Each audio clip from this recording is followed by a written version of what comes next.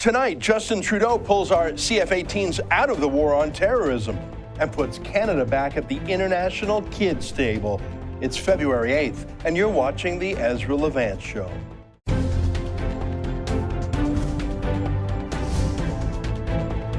Why should others go to jail when you're the biggest carbon consumer I know? There's 8,500 customers here, and you won't give them an answer. You come here once a year with a sign, and you feel morally superior. The only thing I have to say to the government for why I publish it is because it's my bloody right to do so.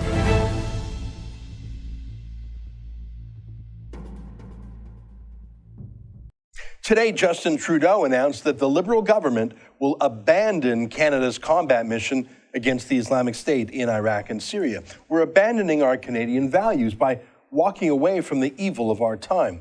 And we're abandoning our allies, too, more than 60 nations led by the United States who are fighting. This is a combat mission our military wants to do. It's what they're trained to do. It's what our brave young men and women volunteered to do, but not Trudeau. This can't be a surprise, though. During the campaign, Trudeau mocked the Royal Canadian Air Force, especially the CF-18 jets we were using in the mission.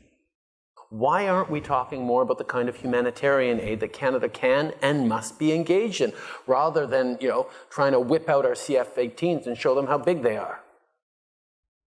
He also mocked the very idea of military might, saying it was just old generals trying to compensate for a lack of masculinity or something. Is this any surprise, though? Trudeau has always despised our Canadian military. It's an idea he inherited from his father. Pierre Trudeau opposed Canadian participation in the Second World War against the Nazis. He went so far as to drive around Montreal on a motorcycle wearing a Nazi-style helmet in the 40s. Justin Trudeau doesn't fly an Islamic State flag, but he dresses in a Muslim abaya quite a lot. He supports Muslim Brotherhood-affiliated mosques, and he appointed Omar al-Jabra, the Saudi-born former president of the anti-Semitic pro-terrorist Canadian Arab Federation. Trudeau appointed him to be parliamentary secretary for foreign affairs. So can you possibly be surprised? This is the government that put out a press release on Holocaust Memorial Day that didn't have the word Jew or Jewish in it. This is the government that, after a wave of Muslim terrorist knife attacks against Israeli civilians, put out a press release blaming Israel for building apartments in East Jerusalem, those provokers. So no surprise here. I mean, how much more clear can Trudeau be about his views on Muslim terrorism? The Liberal Party believes that terrorists should get to keep their Canadian citizenship. Because I do. And I'm willing to take on anyone who disagrees with that. So yeah, of course we're abandoning our moral mission in Syria and Iraq and abandoning our allies. Now, I will grant you that Trudeau says he will provide some small arms training to the Kurds. You may know that the Kurds, an ethnic group in the region that's fighting against both the Islamic State and Turkey, they're the closest thing to a liberal democracy in the region other than Israel. As you can see, the Kurds even have all-female fighting forces. Some Kurds are actually Muslim, but unlike Muslim extremists, they don't make their women wear body bags. Some of them even drink alcohol. So we're going to help the Kurds, but not by killing their enemies, not by flying our modern CF-18 jets to blow up the Islamic State, which has tanks, by the way. But we're going to give some rifles to the Kurdish women and wish them well, because we're feminists, and it's 2016. We shouldn't be afraid of the word feminist. Men and women should use it to describe themselves anytime they want. See, that's what Trudeau means when he says he's a feminist, not actually protecting Kurdish or Yazidi women from being killed or raped by blowing up the murderers and rapists. No, we'll just give these women some tips on how to stop the Islamic State terrorists with small arms. We're going to send our CF-18 jets home. Hey, if you haven't watched it yet, today we released a shocking document obtained through an access to information request from the Department of National Defense. Click here to see it if you haven't yet. It shows Trudeau's plans for our Canadian military bases. He's going to turn 7 Canadian military bases into long-term refugee camps, tens of millions of dollars in food and housing, and building mosques.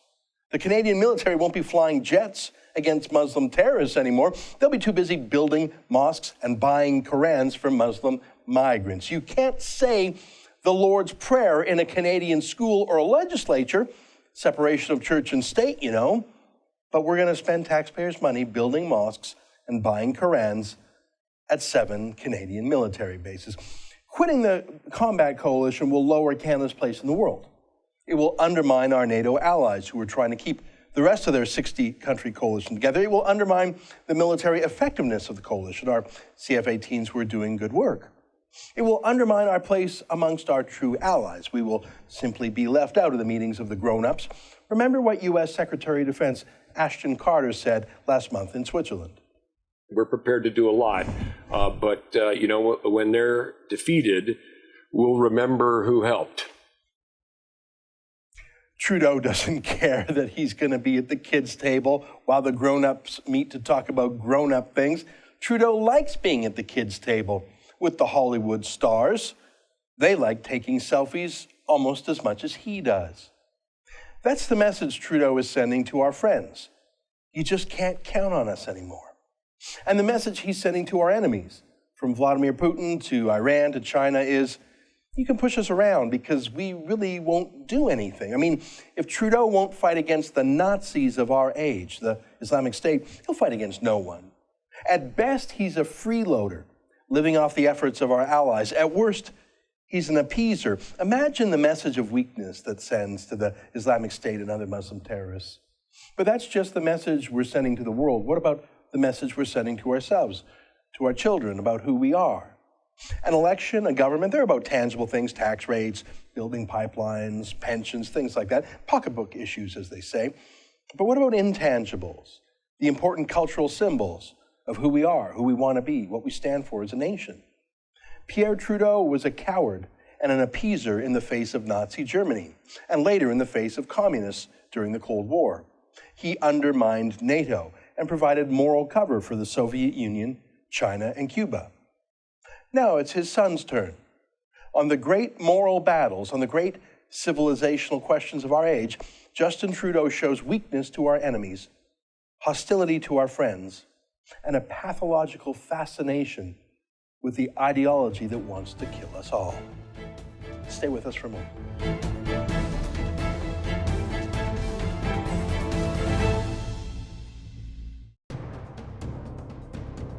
I love Alberta. I've lived here my whole life and I'm proud of it. I'm proud of our free market, pro-business, low-tax, do-it-yourself attitude. And now, I'm watching my province get destroyed. We've all had hints of the NDP's radical views in the past, but no one actually thought they'd ever run this province. Not even them. And now they are. And the worst is yet to come. I give my sad forecast for Alberta in my new ebook, The Destroyers, Rachel Notley and the NDP's War on Alberta. Go to thedestroyers.ca to sign up for your free copy today.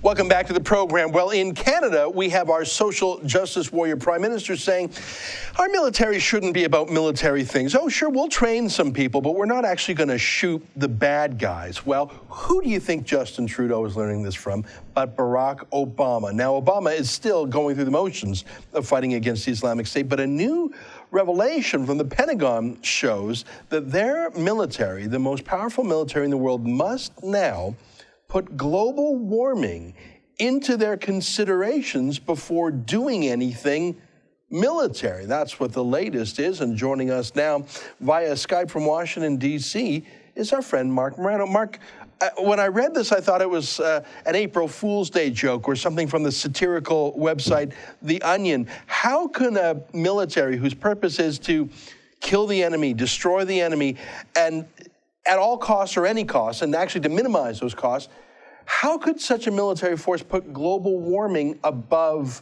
military considerations, safety considerations? Well, this is, in the 8th year of President Obama's administration, and this is a strategy he's been incorporating, whittling away at this. His Secretary of State, John Kerry, has done similar initiatives. They're trying to green the military. They're trying to make military commanders identify global warming, climate change as the #1 threat. And these new directives now are turning these sort of strategies into actual concrete actions now. So if you want to do an airstrike against ISIS now, you've got to consider the carbon. I mean, I'm being a little facetious here, but not really. I mean, this is where we're headed. You're going to have to consider the carbon footprint of your bombing. You're going to have to consider the carbon footprint of that fleet of ships the Navy's sending into the Persian Gulf to do a military exercise. This is, my headline at Climate Depot today, I just call it the madness of our age. This is what the global warming ridiculousness has led to. We are now not worried about military issues. We're worried about the climate impact before we do the military issue. And this is just, it's a sad day in America. Yeah. You know what? You're not just kidding. Let me show you some footage. This is from the Russian military. This is a Russian aircraft that is looking at an attack by Russian fighter bombers. On the ground, those are oil tanker trucks used by the Islamic State terror group. This is one of the major ways that the Islamic State makes money. These tanker trucks take contraband oil from Iraq and Syria across the border into Turkey, where they're sold. And you can see that the Russians are going in and blowing up literally hundreds of these tankers. This is aerial footage showing the attacks. And when I saw this, I immediately thought, well, how come the United States, which has been at war with the Islamic State for more than a year, how come it took the Russians to do this? And I kid you not, the explanation given by the US government was that Obama did not want to attack those oil tankers for environmental reasons. We literally let the Islamic State continue making hundreds of millions of dollars because the delicate little flower in the White House did not want to emit a few puffs of CO2. That's real life, Mark. Yeah, in fact, Donald Trump in the Republican debate in New Hampshire this past weekend actually referenced that exact reason the Obama administration gave, the environmental reason. Well, let's even accept what they say on face value. Say that was your concern.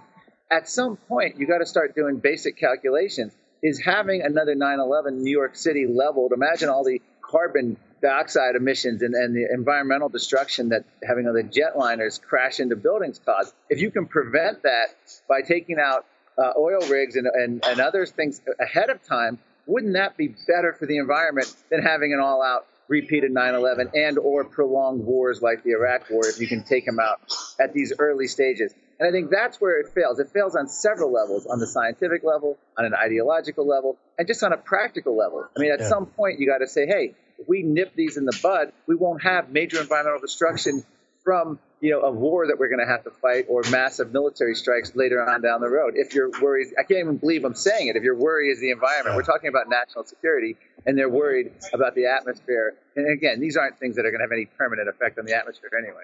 Yeah. Well, I mean, and I understand what you were doing there. You're going through the academic exercise of debating this absurd notion on its own terms. Yeah. But I don't even want to put a toe into that swimming pool of crazy because, the purpose of a military is not for social goals or symbolic PR statements. It is, in the case of the Islamic State, to stop terrorist murderers, to liberate people, to stop terrorist attacks. And the fact that some subjective feel-good issue like carbon dioxide is taking precedence over the central mission of the military, that's terrifying to me that this could even be a discussion. Last word to you, Mark. What do you think China, which is one of the fastest growing military budgets, what do you think that Russia, which has totally rebuilt its military over the last 10 years, what do you think the Islamic State itself thinks when they read these stories that Barack Obama has ordered his generals to weigh puffs of CO2 ahead of life and death and national interest? What do you think is going through the minds of Putin and these other leaders I just referred to? Well, I think they're going to be sad that it's Obama's 8th year in office because, he's leaving. And the question is, I don't know who's going to replace him, but it's hard to believe it would be as bad as the nonsense we've been subjected to, especially with our military. And keep in mind, during World War II, they actually thought that weather extremes, the war caused weather extremes. It may not be far off where they're going to have one of the major justifications for any military action is going to be, well, it's bad for the environment, it's bad for global warming. I think we've arrived at that day in 2016, and it's a frightening day for national security. Yeah, I wonder what the carbon footprint of Iran detonating a nuke on a liberal city is. Maybe Obama can calculate that. Marc Morano of ClimateDepot.com. Always a pleasure to talk with you, even about absurd matters like this. It would be absurd, except for the fact that it's real. Stay with us, folks. After the break, Raheem Kassam from Breitbart London talks about a grassroots movement against the Islamization of Europe. That's next. Stay with us.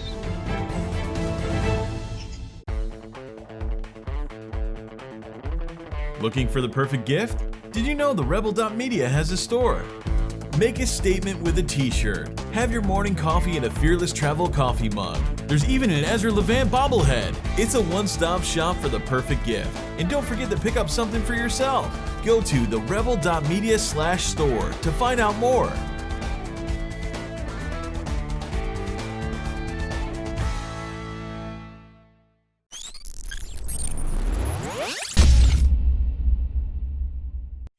Ontario residents are being hosed on electricity prices. The latest Auditor General's report says we've been overcharged by $37 billion over the last several years. That works out to nearly $2,800 for every man, woman, and child. Why? Mismanagement and bad policy choices from the Ontario Liberals. It's going to cost us billions more in coming years. Energy Minister Bob Chiarelli won't take responsibility. He's lashing out. It's time for Bob to go. If you agree, go to firebob.ca. That's firebob.ca and make your voice heard.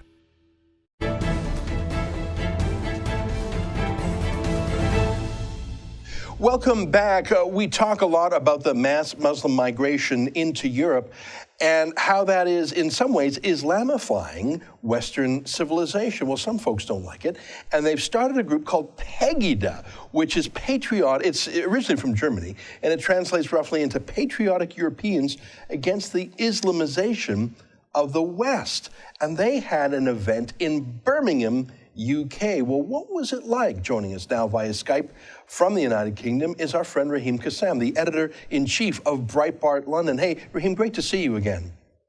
Hey, great. Thanks for having me. Well, it's our pleasure. Here's a tough question for you, Raheem. There are a lot of legitimate questions that people can ask about mass migration, whether it's economic questions, cultural absorption questions, questions about language and job skills, questions about crime, and of course there are those pricklier subjects of the compatibility of radical forms of Islam and democracy. It's my observation that in the name of political correctness and social justice warriors, that to ask any of these questions is to be immediately met with the charge of being a racist or an Islamophobe. And so you're pushing reasonable people who have legitimate fears to the fringes. You're pushing them further and further out of the mainstream towards groups that might be racist, might be skinheads, might even be Nazis. Tell me what's it like in the United Kingdom? If people have legitimate concerns, are they simply called racist? And how does Pegida fit into this? Yeah, I mean, racist is the most famed word now for being overused in the United Kingdom, in the United States, I'm sure in Canada as well. This is the charge that they level against anybody, including people like me who are of an immigrant background, who argue for controlled migration, who argue that our countries, the West, should actually control our borders, should be wary of who we are letting in and the quantities of those we're letting in. And you're absolutely right to say that this Pegida movement is seeking to channel those frustrations of ordinary people, working class and middle class people primarily, and make sure that these frustrations are not vented in an aggressive or violent or intimidating manner. The Pegida UK group had its first march in Birmingham this weekend. They had about 200 people attend the march, and And the rules were quite simple. No shouting, no aggression, no drinking. Behave yourselves and protest peacefully and quietly, and just show that you are a normal, ordinary working person who cares about the future of the United Kingdom. And these marches went on across the continent, in fact. There was one in Dresden, there was one in Amsterdam, and in fact, I believe there was also one in Canberra. So this is picking up. This is becoming a global phenomenon now. You know, you're right. I noticed the extraordinary care that Pegida in Birmingham took. I mean, to control things. Yeah, no shouting, no drinking. They had so many. You saw the pennies there, the fluorescent jackets that said "Stewart" to control things. Their poster said "No hate." It's extraordinary the lengths that people went so they could not be demonized as racist. And there were a lot of visible minorities there too. Let me ask you, Raheem, despite those extraordinary lengths, was that march in Birmingham and were the marches across the world, were they denounced as racist Islamophobia by the political and media status quo? Yes, of course they were. They were denounced from weeks ago, even by people, for instance, in the UK Independence Party over here, the party that opposes mass migration. The entire establishment, including the notionally right-wing establishment, called Pegida racist, said this march would descend into violence. And I have to admit, I also had my concerns because over the last few years, what you said at the beginning of this segment about the people with these frustrations being forced towards what is commonly known as the far right, towards neo-Nazis, towards groups in the United Kingdom like the National Front or the Northwest Infidels, the groups that are aggressive, the groups that have provoked violence in the past. But also, what a lot of people don't realise is that at these walks and at these demonstrations, there is often a small group of very hard left-wing protesters that get in amongst the fray, get in amongst the marches and cause and provoke violence themselves. We actually saw this last week when the National Front in the UK were marching in Dover, one of our border towns, and they were marching against taking any more refugees into the United Kingdom. Well, of course, what happened is about 100 counter, what they call anti-fascist protesters, well, the fact is they're anything but anti-fascist, started hurling bricks at them from across the road. And of course, it turned into running street battles with police unable to contain the situation. So this is always the problem when you have situations like this. The left really knows what it's doing in terms of disrupting. The left is known for its direct action. It has many years of disruption tactics under its belt and the experience to make sure that these marches go awry and go wrong. But the Pegida UK group that marched in Birmingham on Saturday, as you say, went to extraordinary lengths to make sure that didn't happen. And that included sending out a press release that said British National Party types and National Front types and neo-Nazis were also not welcome at that march. And that actually draws a line in the sand. It changes the narrative completely from, oh, these guys are just a bunch of street thugs and hooligans looking to smash up a city centre, to hold on a minute, let's actually look at what they're saying, let's hear them out. And I think after this one, if the next one goes just as well, people are going to have to start taking them a lot more seriously. Mm-hmm. You know, it's so ironic when you have the Occupy Wall Street mini riots. In San Francisco, there was riots. In downtown Manhattan, there were riots. Here in Toronto, there were alleged rapes. In Ottawa, too. When the left has their typical bad behavior, it's glossed over. It's like the media party, as I call it, hunts for one piece of evidence that there's a single badly behaved person by which they tar the whole group. Here's the thing, what's so interesting. A lot of the people who face Islamification of the UK are working class folks, blue collar folks. And I think of Tommy Robinson. We've interviewed him on the show.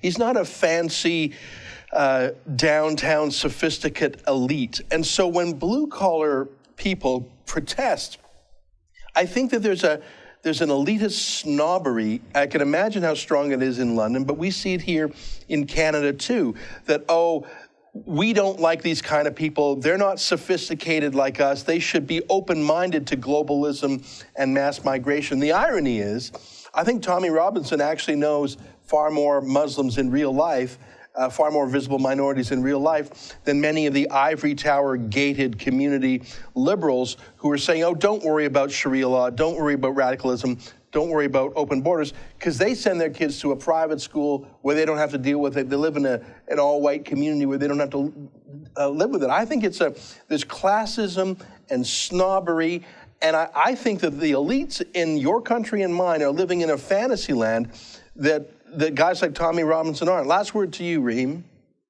I agree with you wholeheartedly, and I've interviewed Mr. Robinson myself, and I found him to be,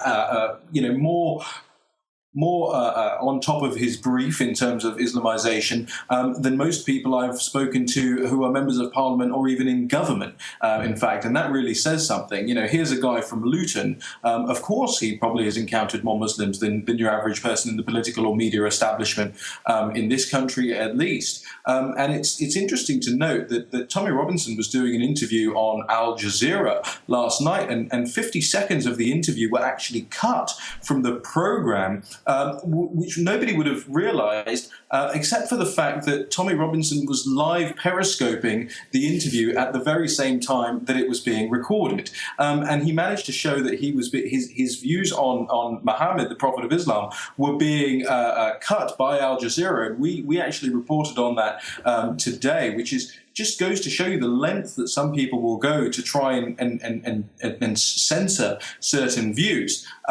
I think that there is a big there's a big case to be made now for these silent, peaceful walks all across Europe, because the political classes aren't listening. The media establishment doesn't want to report on any of the major stuff that has provoked such outrage amongst working class communities, be it the Rotherham rape scandal or be it people losing their jobs because of mass migration. Nobody wants to really talk about those things. So it's going to take an uprising of people to peacefully protest on the streets to bring it to national and international attention. Raheem Kassam, editor-in-chief of Breitbart London, one of our favorite media outlets. Thank you for joining us today, and you keep up the fight over there. We'll do our best over here. Folks, stay with us after the break. Your viewer mail to me.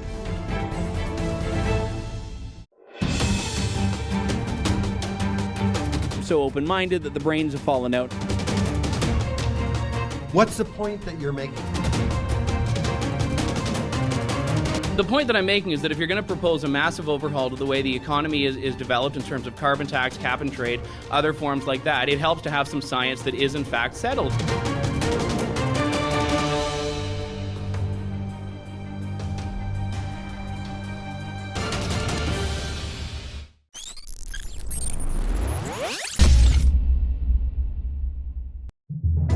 We've heard you loud and clear. You can't get enough Canadian conservative news and opinion.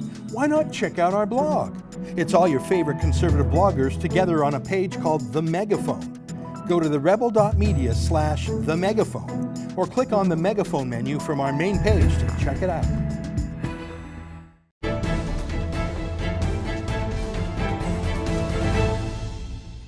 Hey, welcome back to the show. My favorite part is your viewer feedback. Here's someone with the screen name Preston Stronach, which I like. He responded to Friday's monologue about Justin Trudeau by saying, gee, Ezra, you need to take it easy with the rhetoric. I am not defending the Prime Minister, but for you to say that he hates Alberta is engaging in bad-mouthed, ill-informed rhetoric against the government. Unless you can show proof that those words left his lips, keep it out of your reporting. Well, thank you for your letter. But how does one prove that someone holds an emotion like love or hate? I suppose only they could say for sure, but here are two other ways we could tell. First of all, their conduct, what they do, how they act. In the case of Justin Trudeau, he is undermining Alberta in every way possible, blocking pipelines, promising a carbon tax, not standing up to anti-Alberta bullies like Denis Coderre of Montreal, having a double standard when it comes to Alberta oil that he opposes and OPEC oil imports that he welcomes, or at least stays silent about. So the first proof is how he acts, but the second proof is that Trudeau acknowledges his feelings about Alberta. He hates Alberta. He didn't say so in those exact words. He put it this way. Regardez, le Canada fait dur maintenant parce que c'est des Albertains qui contrôlent notre agenda communautaire et socio-démocratique. Ça marche pas. So yeah, that's my proof that Justin Trudeau hates Alberta. If any politician from the West had said or done things this way about Quebec, they'd be called a racist, a bigot, a Canada destroyer. Yeah. Dave writes in response to another viewer who had said, I move my hands too much. No disrespect to those who find your hand motions distracting, but I like them. And besides, if you did not use your hands, it would not be you. Also, when you're talking, they can just look away and just listen. Speaking as one person who is known for talking with their hands and sometimes knocking things over to another. Look, I don't want my hands to be distracting, but don't people use gestures to emphasize points and go like that? And, I mean, I don't want to be like Hillary Clinton in so many of her photo ops standing like a Tyrannosaurus Rex, you know? Or like, remember this? Remember Alec Baldwin's character in 30 Rock trying to act natural? It's weird. What do I do with my arms? I've never thought about that before. Is it this? Or, if I may, this? Maybe I should just hold something. Okay, yeah, this feels more natural. Is that right? I love that, 2 mugs of coffee. So natural, so natural. Aiden writes me a letter. Aiden says, I'm an atheist university student from Istanbul, Turkey. My family represents a religious minority, Alawites, but different from Arab Alawites and not necessarily related to Islam. As a member of this community, I grew up observing the Muslim society I live in. We were discriminated by both our government and the society for centuries. Western people have to understand that the source of hostility towards non-Muslims in Muslim societies comes directly from Islam, and it has nothing to do with Western foreign policy whatsoever. For example, I was advised not to talk about my religious beliefs by my parents as a child. And I can give many other examples. In primary school, I was ridiculed by my teacher and friends for not knowing a verse of the Quran. You have to understand that Quran and Muhammad is the source of this kind of hatred. You simply need to read the Quran and the history of Islam. I hope you can raise awareness. Please keep doing videos about Islam in Europe and Canada, etc. Greetings, Aidan. Excuse my English. Well, thanks for writing, Aidan. It's a symptom of the self-loathing of the West to blame ourselves for everything that Islam does to us. Terrorist attack on the World Trade Center. Oh, our foreign policy is to blame, sorry. Terrorist attack on a nightclub in Indonesia and Bali. Oh, something, Palestinians. No, there's always an excuse. Going back to the Islamic conquest of Jerusalem, to the conquest of Spain, to the Turkish siege of Vienna, to the Muslim slave raids on the United Kingdom itself centuries ago. Look, Islam isn't just a religion for some people. It's a political document. It's a military philosophy, not for all Muslims. I'm grateful to know many peace-loving liberal Muslims who reconcile their faith with liberal democracy. But there are hundreds of millions of Muslims who take Islam literally, that their mission in life is to make every other religion and every secular government subservient to Islam and Allah and the Caliphate. Guilty white liberals may like to blame themselves, but as Aidan points out, Aidan didn't do anything wrong other than being the wrong religion.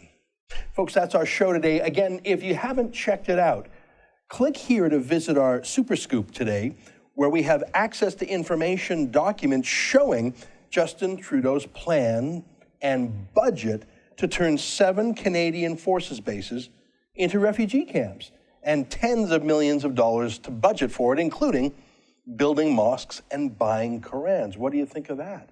That's it for today's show. Be back tomorrow. We got more news for you then. Until then, you keep fighting for freedom. Good night.